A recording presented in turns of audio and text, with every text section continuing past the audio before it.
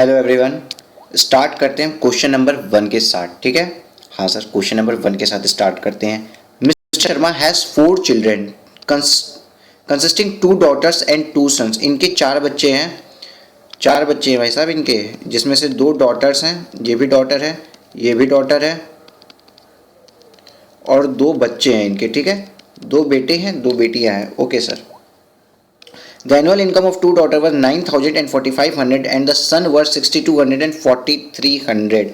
मतलब ये 9,000 rupees earn करते हैं, ये 4,500 रुपीज़ अर्न करते हैं, ये जो है 6,200 रुपीज़ अर्न करते हैं, और ये 4,300 रुपीज़ अर्न करता है ये बच्चा इनका respectfully. The daughter of has who has income of 4,500 was suffering from a disability specified under section 80U।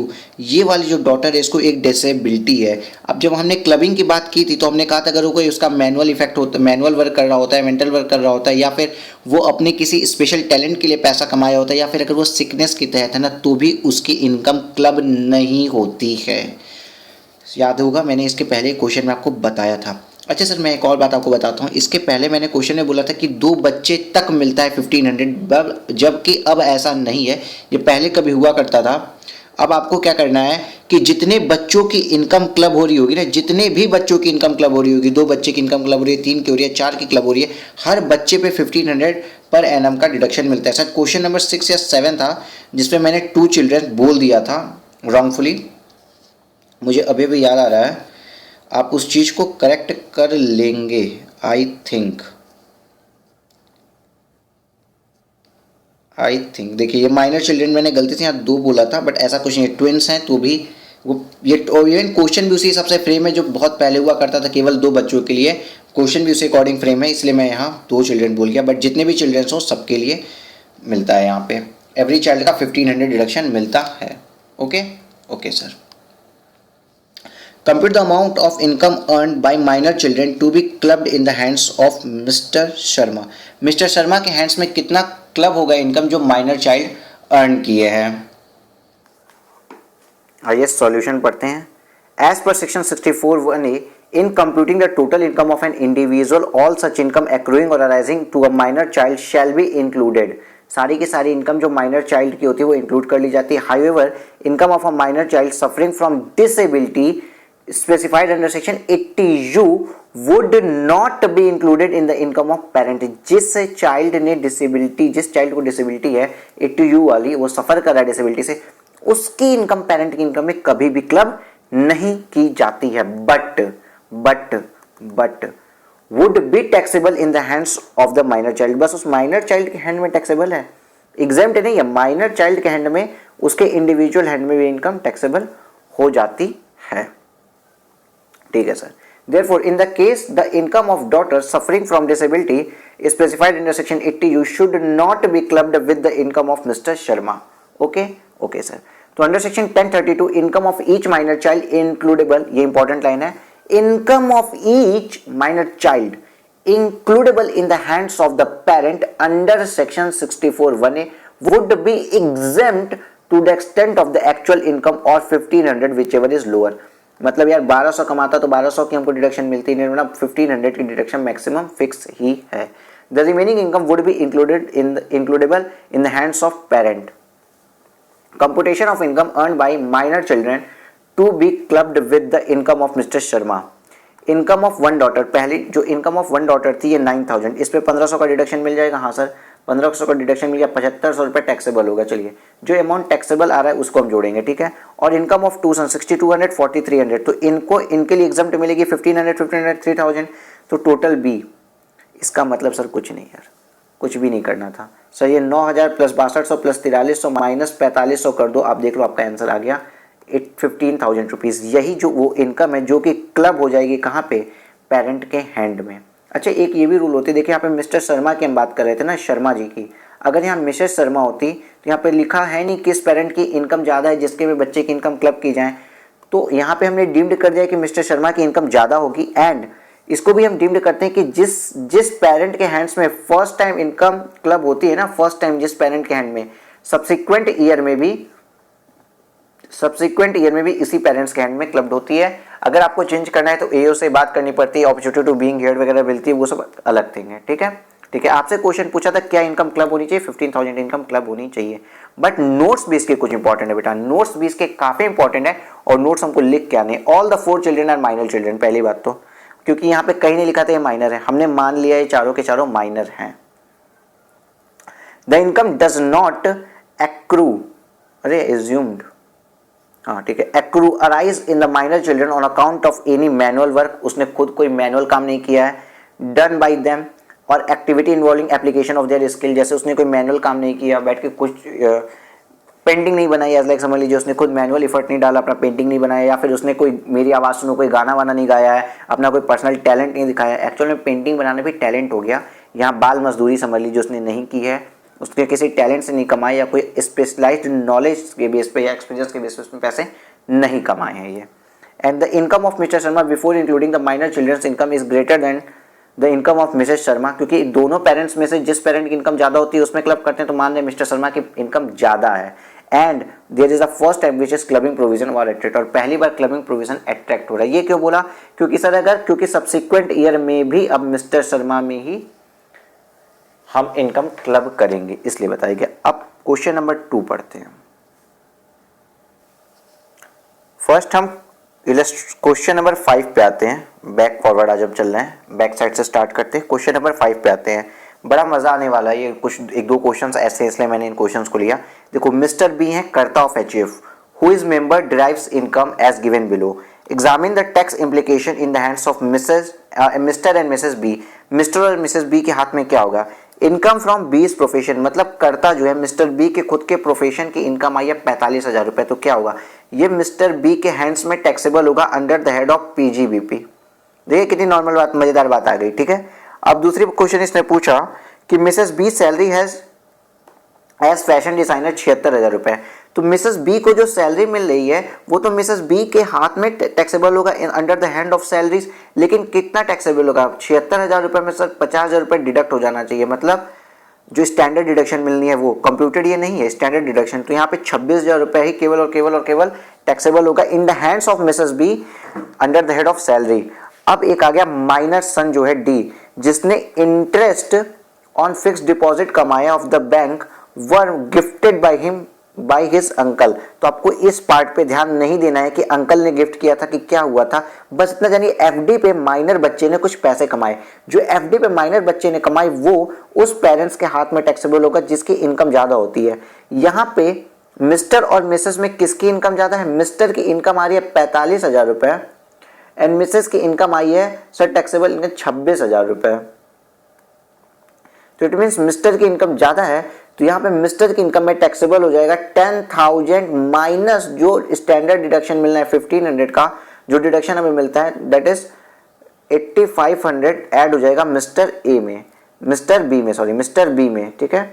उसके बाद minor daughter P is earning from sports, oh sir ये जो माइनर डॉटर है ना इसने अपने टैलेंट के कारण कुछ पैसे अर्न किए हैं, तो ये तो इसके ओन अकाउंट में टैक्सेबल होंगे, मतलब माइनर डॉटर के हैंड्स में टैक्सेबल होंगे।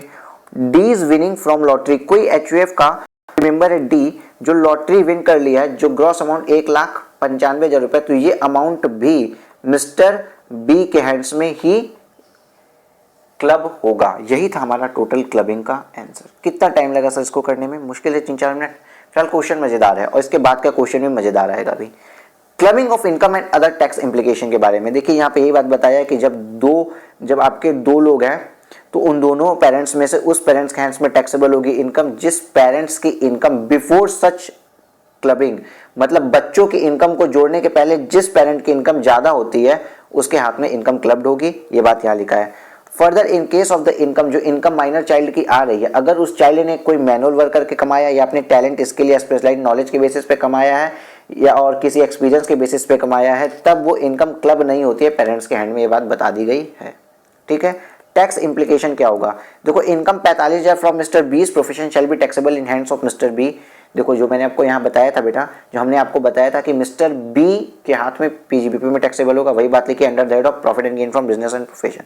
दूसरा यहाँ पे हमने आपको क्या बताया था, जो सैलरी है 76,000 उसमें से 50,000 रुपए का स्टैंडर्ड डिडक्शन मिलेगा और मिसेस बी के हाथ सैलरी हेड में टैक्सेबल होगी, किस साइड में सैलरी, तो salary of 26,000 taxable under the in the head of salaries in the hand of Mrs B. ये याद रखिएगा, ये थोड़ा क्वेश्चन है, गलती आप लोग कर जाते हैं, लेकिन ये याद रखिएगा मिसेस बी के हैंड्स में सैलरीज हेड में टैक्सेबल होगी। और 75 खैर 50,000 तो मैंने देखा है सब लोग डिडक्ट करते हैं, पहले ये फिगर 40,000 थी, 50,000 हो गई है। Salary of 26,000 shall be taxable as salaries in the hands of Mrs B. तीसरा क्वेश्चन हमारा क्या पूछा था, माइनर सन डी वाला, जिसमें हमने आपको बताया था कि इंटरेस्ट ऐड होगा मिस्टर बी में। तो income from fix deposit of 10,000 arising to the minor son D shall be clubbed in the hands of father Mr B as income from other sources since the income is greater than of income of Mrs. B before including of such income of minor son। Son की income मिलाने के पहले Mr B की income Mrs B से ज्यादा है, इसलिए clubbing Mr B के हैंड्स में होगी। As per section 1032 income of minor child whose which is includable in the income of parent shall be exempt to the extent of 1500 per child। The balance income would be clubbed in the hands of parent as income from other sources। okay, clear है?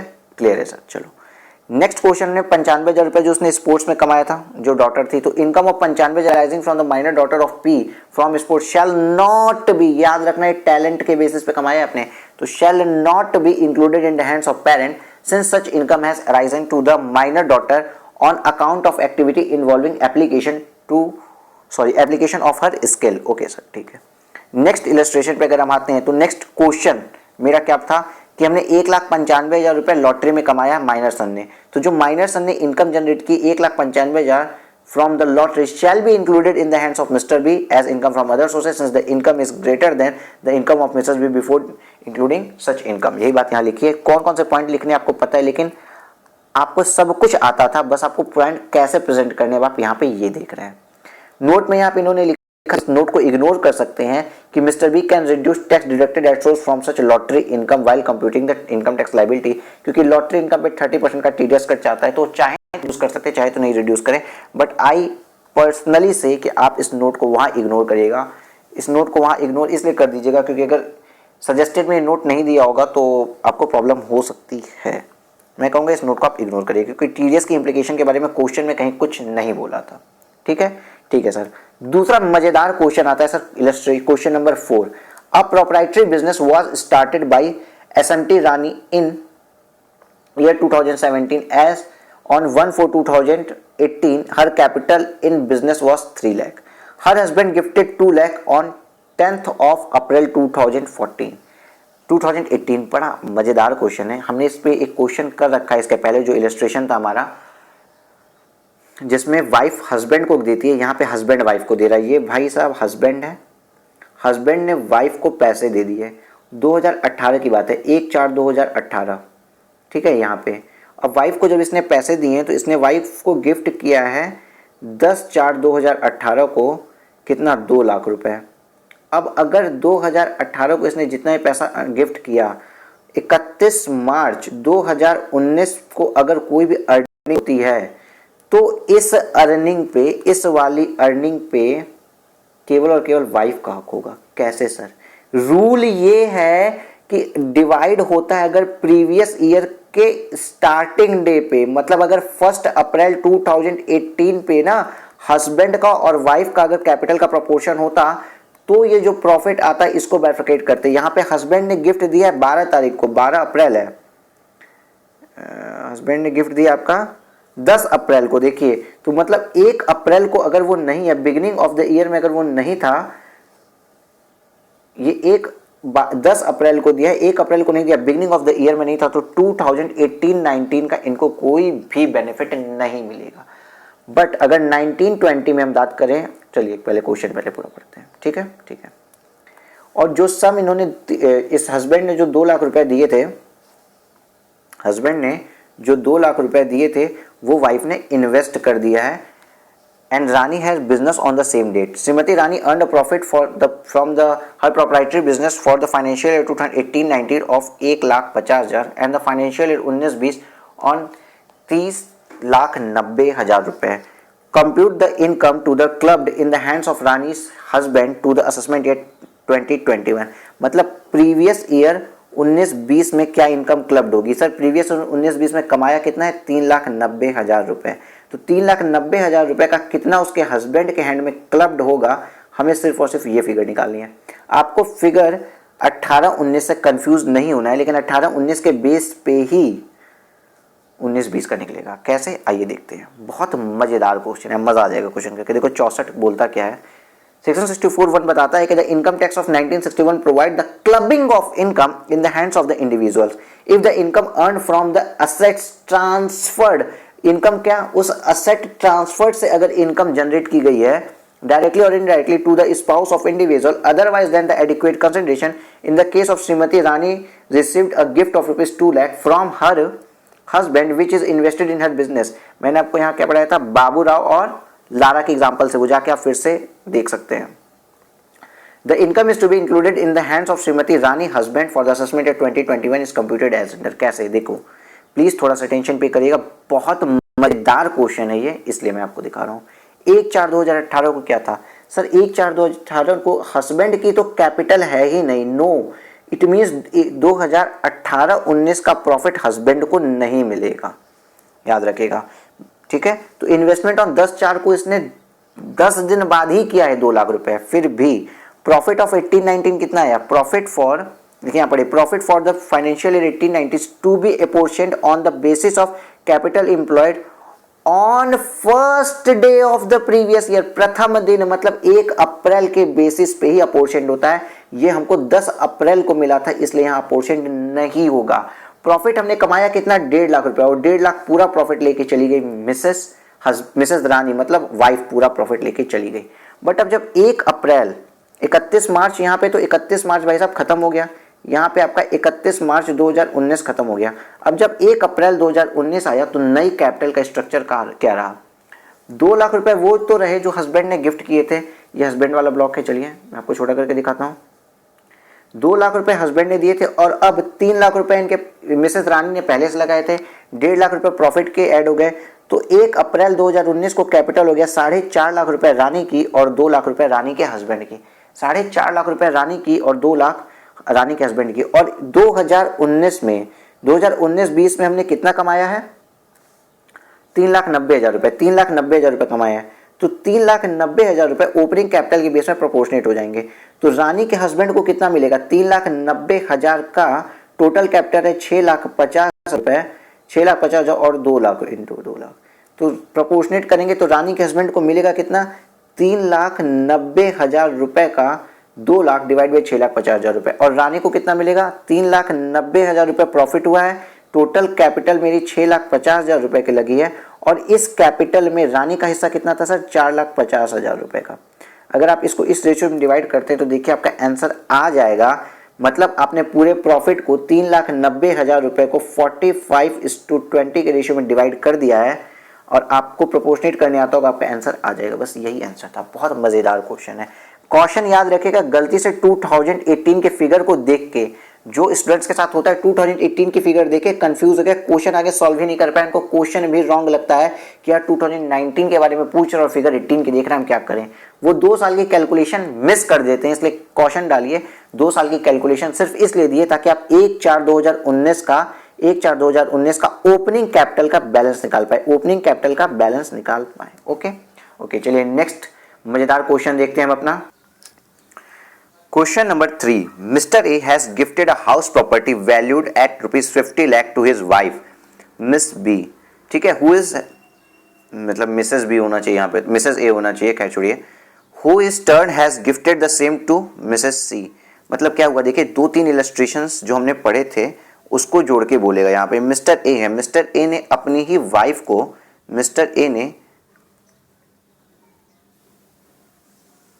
ये है mister A ने अपनी ही wife को, जिसका यहाँ पे नाम बोला है बी, इसको एक हाउस या गिफ्ट में दे दिया। अब इसने क्या किया, यह इनका एक सन है और ये सन्स वाइफ है, और सेम हाउस को मिसेस बी ने उठा के सन्स वाइफ को कर दिया गिफ्ट, और इस पे कुछ मेरा आ रहा है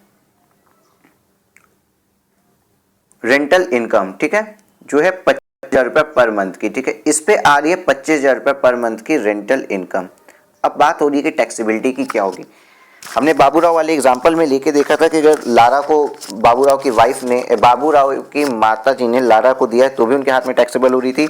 और हमने एक जगह ये भी देखा था कि अगर ए एंड बी ये दोनों स्पाउस हैं और विदाउट एडिक्वेट कंसिडरेशन या विदाउट कंसिडरेशन अगर ट्रांसफर होता है तो भी प्रॉपर्टी से आने वाली इनकम मिस्टर ए के हैंड्स में टैक्सेबल होगी।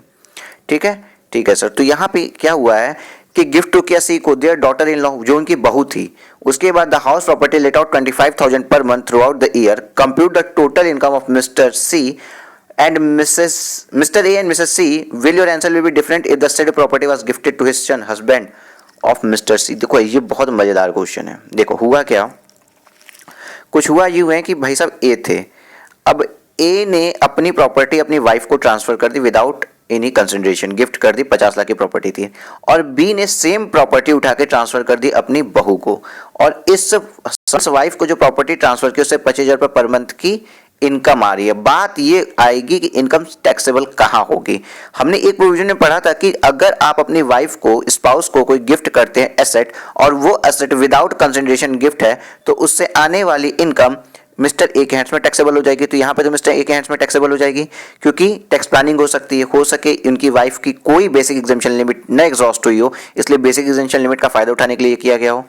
और दूसरा हमने जो बाबूराव एग्जाम्पल देखा था, तो बाबूराव में जब बाबूराव की माता जी ने लारा को गिफ्ट किया था बाबूराव की वाइफ को, तो उस प्रॉपर्टी की इनकम कहाँ टैक्सेबल हो रही थी, बाबूराव की वाइफ के हैंड्स में। तो यहाँ पे अगर सन्स वाइफ को अगर मैंने प्रॉपर्टी ट्रांसफर की, सन्स वाइफ को प्रॉपर्टी ट्रांसफर करने के बाद ट्रांसफर के हैंड्स में टैक्सेबल होती है, तो मिसेस बी के हैंड्स में टैक्सेबल हुई। लेकिन मिसेस बी की खुद की इनकम जाके कहाँ टैक्सेबल हो रही है, मिस्टर ए के। तो इट मीन्स जो रेंट आ रहा है ना 25,000 रुपये, ये किसके हैंड्स में टैक्सेबल होगा, मिस्टर ए के हैंड्स में टैक्सेबल होगा। ठीक है सर। दूसरी बात इन्होंने कह दी, अगर ये प्रॉपर्टी हम ट्रांसफर किए होते सन्स को, अपने सन को, अपने बेटे को, सन्स वाइफ को नहीं, सन को, तो सन खुद ही मेजर है, माइनर तो है नहीं, तो सेम प्रॉपर्टी से जो 25,000 रुपये जो इनकम आती वो सन के हाथ में ही टैक्सेबल होती और किसी के हाथ में टैक्सेबल नहीं होती। तीसरी कंफ्यूजन आपको आएगी, सर ये जो बार बार गिफ्ट हो रहा है, तो इस गिफ्ट की प्रॉपर्टी की वैल्यू तो सर 50,000 से ज्यादा है, टोटल 50 लाख रुपए की वैल्यू है। देन सर गिफ्ट के ऊपर 56(2)(10) में क्या कोई टैक्स नहीं आएगा, जो कि हम लोग पढ़ते हैं IFOS में, इनकम फ्रॉम अदर सोर्सेज? जी नहीं, बिकॉज आपने रिलेटिव से यहाँ पे लिया है, और रिलेटिव से गिफ्ट अगर आपको 50,000 रुपए से ज्यादा ही मिल रहा है तो कोई दिक्कत नहीं, कोई टैक्स नहीं लगता है। सॉल्यूशन रीड आउट कर लेते हैं। As per section 27, an individual who transfer otherwise than the adequate consideration any house property to his spouse, जैसे A ने बिना किसी कंसिडरेशन के अपनी वाइफ को प्रॉपर्टी ट्रांसफर की, not being a transfer in connection with the agreement of leave apart, और ये जब इनका डिवोर्स हो रहा है उस कनेक्शन के विथ में ट्रांसफर नहीं है, shall be deemed to be the owner of the house property so transfer, तो माना जाएगा ए ही ओनर है। मतलब ए ने बी को अपनी प्रॉपर्टी ट्रांसफर की अपनी वाइफ को, और कोई कंसिडरेशन नहीं लिया या डिवोर्स भी नहीं हुआ दोनों का, तो माना जाएगा उस प्रॉपर्टी का ओनर कौन है, उस प्रॉपर्टी का ओनर ए ही है। ठीक, हाँ sir. Therefore, in this case, Mr. A would be the deemed owner of the house property transferred to his wife, Miss B, without consideration. As per section 64, एक और सेक्शन आ गया, ये पुत्र वधू का सेक्शन आ गया, जो इन्होंने अपनी सन्स या डॉटर इन लॉ को भेजा है, सन्स वाइफ या डॉटर इन लॉ को जो दिया है। Income arising to the son's wife from asset transfer directly और indirectly to her by an individual otherwise than for adequate consideration would be included in the total income of such individual। तो जब B ने अपने daughter in law को, मतलब sons wife को जब दिया विदाउट एनी कंसिडरेशन डायरेक्टली और इनडायरेक्टली, तो इससे आने वाली इनकम इसी के हैंड में टैक्सेबल होगी, बी की, और बी की खुद की इनकम ए के हैंड में टैक्सेबल हो जा रही है। इस तरीके से इसकी रेंटल इनकम कहाँ टैक्सेबल हो जा रही है, ए के हैंड्स में। Income from late out property 2,10,000, मतलब कहाँ से आया सर, 25,000 इंटू इन्होंने क्या किया, 25,000 एक महीने का, तो 12 महीने का इतना जितना भी आया 3 लाख रुपए आया, minus standard deduction at the rate 30%, 90,000 अगर आप डिडक्ट कर देंगे तो आता है 2,10,000 रुपए। ठीक है सर, ये छोटी मोटी कैलकुलेशन आपको ध्यान देखनी पड़ेगी खुद से। Being deduction allowed under section 24, तो जो लेट आउट प्रॉपर्टी 2,10,000 आई ना, वो कहाँ हो गई, जो 2,10,000 आई है। In this case income 2,10,000 let out property arising to Mr C, जो सी को मिली है, मिसेस सी को जो मिली है, being Mr A son's wife would be included in the income of Mr A, वो ए के हाथ में जाएगी, applying the provision of section 27 and section 64(1)(6). Such income would be therefore not be taxable in the hands of Mrs C, तो C के हाथ में taxable नहीं है। बट वहीं पे अगर जब बात करते हैं कि सन्स को ही, हम सन को दिए हुए थे, सन्स वाइफ को नहीं, तो in this case property was gifted to Mr A son clubbing provision under section 64 would not apply since the son is not a minor child. Therefore, the income of rupees 2,10,000 of being let out property gifted to the son would be taxable in hands of the son. It may be noted that the provision of section 56(2)(10) would not be attracted in the hands of recipient of house property, since the recipient of house property of each case from relative to such individual. Therefore, the stamp duty value of the house property would not be chargeable to tax in the hands of recipient of the immovable property, even though the house property was received by her without consideration. वही बात लिखी जो मैंने बताया कि अगर आपने सन को दिया होता तो सन के हाथ में टैक्सेबल हो जाती क्योंकि वो माइनर नहीं है. और यहाँ पे 56(2)(10) कहीं भी नहीं लगेगा क्योंकि आपको जो गिफ्ट मिल रहा है वो रिलेटिव से मिल रहा है. और यहाँ पे ये बात इनएप्रोप्रिएट है या फिर इग्नोरेबल है कि जो स्टैम्प ड्यूटी वैल्यू है वो 50,000 रुपये से ज़्यादा हो जा रही है उस एसेट्स की. क्योंकि 56(2)(10) में गिफ्ट तो पे टैक्स नहीं लगेगा क्योंकि आपको रिलेटिव से मिला है, विदाउट एनी कंसिडरेशन मिला है, तो कोई बात नहीं. ओके, तो ये सेकंड ओपिनियन के लिए एक नोट है, आप इसको इग्नोर कर सकते हैं. हम नेक्स्ट क्वेश्चन पे आते हैं. क्वेश्चन नंबर इलस्ट्रेशन, आपका क्वेश्चन नंबर 2 है. इस क्वेश्चन में आप थोड़ा सा ज्यादा टेंशन पे कीजिएगा बिकॉज लगभग आपके सारे के सारे कंसेप्ट रिवाइज हो जाएंगे. प्लस ये लास्ट क्वेश्चन है तो इसमें कोई न्यू कंसेप्ट भी नहीं आने वाला है, सब आपको पहले से आता होगा. इसलिए मैंने इस क्वेश्चन को लास्ट में लिया, पीछे से कुछ 2 प्रोविजंस आपको रिवाइज करा और इस क्वेश्चन को हम पढ़ा रहे हैं. देखिए कितना बड़ा क्वेश्चन है और अब आप प्लीज़ अपना टाइमर देखिएगा आप कितनी जल्दी इसको सॉल्व करने में कैपेबल हो रहे हैं प्लीज़. ओके सर, आइए स्टार्ट करें. हाँ सर जी करते हैं. देखो, during the previous year 1920 the following transaction occurred in respect of Mr A. Mr A ने कुछ ट्रांजेक्शन किए.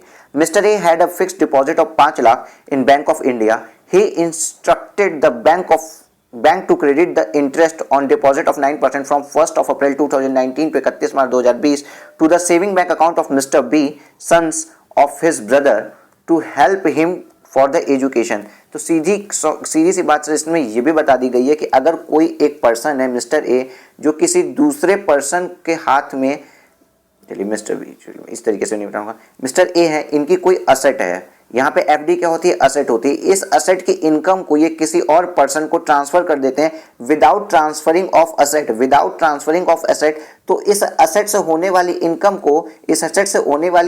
को इन्हीं के हाथ में क्लबिंग कर दी जाती है. ठीक है सर. तो यहाँ पे क्या कहता है, अपने भाई के बेटे के हाथ में ट्रांसफर कर देता है, फिर भी क्लब किसके हैंड्स में होगा? मिस्टर ए के. मतलब मिस्टर ए के हैंड्स में 45,000 रुपए क्या हो जाएंगे? क्लब्ड हो जाएंगे. 5 लाख का 9%. आइए इसको सॉल्यूशन को हम यहां से भी पढ़ लेते हैं. नोट्स में क्या लिखा है? As per section 60, in the case of the transfer of income without transfer of asset from which such income is derived, such income shall be treated as income of the transferor. Income किसकी treat की जाएगी? Transferor की, जिसने की है. Therefore, the fixed deposit interest 45,000 transfer by Mr. A to Mr. B shall be included in the total income of Mr. A. Clear है sir. Next question को देखते हैं. लिखा इन्होंने sir, mister A hold 75% profit share in a proprietorship firm. Mrs. A received a commission of 25,000 from the firm of the promoting the sales of the firm. Mrs. A possesses no technical or professional qualification. इसके बारे में भी sir हमने कई बार बात की है कि if आप हैं कोई और आप किसी भी कंसर्न में 20% से मोर होल्ड करते हैं, मतलब आपका इंटरेस्ट, सब्सटेंशियल इंटरेस्ट जिसको कहते हैं है, और ये एक फर्म है या कंपनी है, वहां पे आपकी वाइफ कोई पोजीशन होल्ड करती है और उस पोजीशन से उसको कोई सैलरी मिलती है, तो सैलरी कहाँ क्लब होगी? उसके हस्बैंड के हैंड्स में. बट एक एक्सेप्शन था, अगर ये पोजीशन इसको होल्ड करने के लिए इसके पास कोई प्रोफेशनल डिग्री है या टेक्निकल कैपेबिलिटीज है, तो ही, जैसे अकाउंटेंसी का काम कर रही थी तो सीए है, तो इसके ओन हैंड्स में, वाइफ के ओन हैंड्स में टैक्सेबल हो जाएगी. बट यहाँ पे क्या कोई टेक्निकल या प्रोफेशनल क्वालिफिकेशन है इनके पास? नहीं है. तो ये 25,000 रुपए की जो सैलरी आई है ना, 25,000 रुपए सैलरी नहीं, सॉरी, जो कमीशन आया है ना, वो मिस्टर ए के हैंड्स में टैक्सेबल हो जाएगा. मतलब 25,000 रुपए मिस्टर ए की और इनकम बन जाएगी. आइए नोट्स से भी हम इसको पढ़ा देते हैं आपको. As per section 64(1)(4), in case of a spouse of the individual receiving any amount, कोई भी अमाउंट लेती है ना, by way of income from any concern in which the individual has substantial interest. इस फर्म में इनका इंटरेस्ट कितना था? 75%. और सब्सटेंशियल इंटरेस्ट क्या होता है? 20% वोटिंग पावर और entitled to be at least 20% of profit of concern. तो पार्टनरशिप में 75% प्रॉफिट इनका था. Then such income shall be included in the total income of the individual. The only exception क्या exception है? In a case where the spouse possesses the technical और professional qualification and the income earn is solely attributable to the application of a technical professional knowledge and experience in which the clubbing provision will not be attract. अगर उसकी wife के पास वो professional degree होती तो clubbing provision नहीं लगा, लेकिन इस केस में बोला गया है कि 25,000 रुपए मिसेस ए ने रिसीव किए हैं from the partnership firm and has to be included in the total income of Mr A. क्यों? Because as Mrs A does not has any technical position, मतलब मिस्टर ए की wife के पास कोई भी professional या technical qualification नहीं थी for earning such income and Mr A has substantial interest on partnership firm as hold 75% profit in the firm. तो sir ये दो क्वेश्चन तो सर बड़े इजी थे। सर तीसरा पार्ट भी आपको इजी लगेगा। मिस्टर ए गिफ्ट किए flat to Mrs A on 1 April 2019 during the previous year 1920 Mrs A income from house property computed 52,000 from such flat. पहली बात तो ये कंप्यूटेड है, तो आप कुछ भी इसमें अलग से कंप्यूटेशन मत करिएगा, इसको यहाँ पे लिखिए आप caution because it is computed. And मैं हमने आपको बताया था कि अगर ए है, ए ने अपनी वाइफ को टैक्स प्लानिंग करने के लिए प्रॉपर्टी ट्रांसफर कर दी, ठीक है, विदाउट एनी एडिक्वेट कंसेंट, तो प्रॉफिट की जो असेट से जो इनकम आती है वो मिस्टर ए के हैंड्स में टैक्सेबल हो जाती है। तो अगेन इन्होंने गिफ्ट कर दिया अपनी वाइफ को फ्लैट, लेकिन फ्लैट की रेंटल इनकम मिस्टर ए के हैंड्स में टैक्सेबल होगी, 52,000 मिस्टर ए के हैंड्स में टैक्सेबल आएगी। इसको भी सर आप पढ़ा देते हैं, इससे भी मैं पढ़ाता हूँ। According to section 27, an individual who transfer any house property to his or her spouse otherwise than the adequate consideration, बिना adequate consideration के और in connection with the agreement of leave apart और without divorce के, ठीक है, shall be deemed to be the owner of the house property of transferred. Hence, Mr. A shall be deemed to be the owner of the flat gifted to Mr. A, and hence the income arising from the same shall be computed in the hands of Mr. A. और यहाँ 56(2)(10) भी नहीं लगेगा, इसके बारे में हम लोग कई बार बात कर चुके हैं। तो ये भी इन्हीं के हैंड्स में हो गई मिस्टर ए के। अब डी प्रोविजन पढ़िए, डी क्वेश्चन देखिए। Mr A gifted 2 lakh to his minor son who invested the same in a business and he derived income of 20,000 from the investment. तो भाई साहब यहाँ पे क्या हो गया ना, माइनर सन ने अगर कोई इनकम जनरेट की है, 20,000 रुपीज़ की इनकम जनरेट की है, तो पहली बात स्टैंडर्ड डिडक्शन भी मिलेगा, 1500 का स्टैंडर्ड डिडक्शन मिल गया, मतलब 18,500 रुपये उस पेरेंट्स के हैंड्स में टैक्सेबल हो जाएगा जिस पेरेंट की इनकम पहले से ज़्यादा है, ठीक है। मतलब मिस्टर ए या मिसेस ए जिसकी इनकम ज़्यादा होगी उसके हैंड्स में 18,500 टैक्सेबल हो जाएगा। अच्छा, एक सब केस ऐसा होता है जब मिस्टर ए ने जो अपने माइनर चाइल्ड को गिफ्ट किया, अगर माइनर चाइल्ड ने पैसे कमाए हैं बट अपने ओन टैक्स से, अपने ओन वर्क से, खुद का काम करके या फिर डिजीज के थ्रू है, तो उसके ओन हैंड में टैक्सेबल होता है। तो यहाँ पे तो ऐसा कोई काम नहीं किया था, इसलिए क्लब हो जाएगा। अब क्लब किस पेरेंट्स के हैंड में होगा ये हम अभी नीचे देखते हैं, किसकी इनकम ज़्यादा है। ई पॉइंट बोलता है Mr S minor son derive the income of 20,000 through a business entity involving application of his skill and talent. अब इसके एक और बेटे ने 20,000 रुपए कमा लिए अपने खुद के टैलेंट पे, तो ये किसके हैंड्स में टैक्सेबल? मिस्टर एस सन के हैंड में, सन के हैंड में, ओन हैंड में टैक्सेबल हो जाएगा, कहीं क्लबिंग नहीं होती है क्योंकि खुद के टैलेंट पे कमाया है। During the year mister A got a monthly pension of 10,000. He had no other income. Mrs. A received a salary of 20,000 per month for a part-time job. Examine the tax implication of each transaction of computed the total income of Mr. and Mrs. A and minor child. तो देखिए किसके हाथ में taxable होगी minor child की, तो हम देखते हैं कि किसकी इनकम ज़्यादा थी। मिस्टर ए ने अभी तक 45,000 कमाए हैं, 25,000 कमाए हैं, 42,000 रुपये कमाए हैं, प्लस ये 1,20,000 रुपये पेंशन का आ रहा है, माइनस 50,000 कर देंगे जो स्टैंडर्ड डिडक्शन है, तो इनका आता है यहाँ पे 70,000 रुपये। और मिसेस ए की इनकम कितनी है? 20,000 इंटू 12 करिए आप, 20,000 इंटू 12 माइनस 20,000 इंटू 12 माइनस 50,000 जो स्टैंडर्ड डिडक्शन मिलती है 1,90,000 रुपये। तो सर ये तो 70,000 प्लस 52,000 प्लस 25,000 प्लस 1,90,000 से सर एक्सीड कर गया मिस्टर ए की इनकम। मतलब इन जो माइनर सन था ना, माइनर सन की 18,500 क्लब होगी मिस्टर ए के हैंड्स में। सर नहीं समझ में आ रहा, कैसे नहीं आएगा आपको? बहुत ईजी है ये चीज़ें। देखिए चौथा, an income from minor child is to be included in the total income of that parent. उस पेरेंट के हाथ में टैक्सेबल इनकम इंक्लूड की जाएगी जिसकी इनकम ज्यादा थी बिफोर क्लबिंग, ठीक है।